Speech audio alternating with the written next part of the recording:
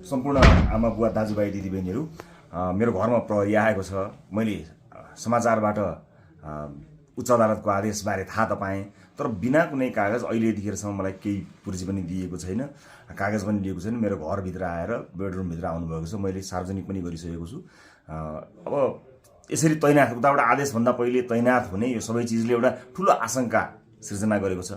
मैले सम्मानित अदालतको आदेशलाई सधैँ मानेकै छु, कानुनलाई मानेकै छु। म पहिला पनि आफै उपस्थित हुन गएको हुँ, अहिले पनि सार्वजनिक गरेकै छु। तर यो राज्य आतंक, यो धरपकड ममाथि के कारणले भइरहेको छ मैले बुझ्न सकेको छैन।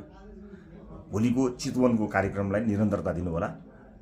मलाई लागेको थियो म केही कुरा भन्छु भनेर, तर जुन तरिकाले अहिले यो सामान्य अभ्यासभन्दा पर गएर जबरजस्ती गर्ने कोसिस बिना कागजपत्र छ होला, ल्याउनु पनि हुन्छ होला, ल्याउन सकिने पनि थियो। त्यो लिएर आएर लैजान सकिन्थ्यो, भोलि ल्यान सकिन्थ्यो। घरै पनि अझै कागज बोकीवरी प्रक्रिया मेरो लागि कुनै प्रक्रिया पुरा गर्न मानेको छैन। आतंकित बनाएर घरभित्र प्रहरी छिरेको छ।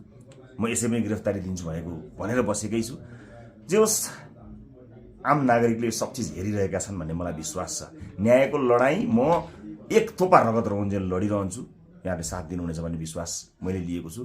मैले कुनै गल्ती गरेको पनि छैन, कुनै अपराध गरेको पनि छैन, तर संसारकै सबैभन्दा ठुलो अपराधीलाई जस्तो ममाथि गरिएको यो व्यवहार आम जनताले हेरिरहेका छन् भन्ने मैले विश्वास लिएको छु। म धेरै केही भन्दिनँ। म सम्मानित अदालतप्रति अझै पनि आशा र भरोसा राखेर कानुनी प्रक्रियामा सघाउनको लागि परिरहेको छु।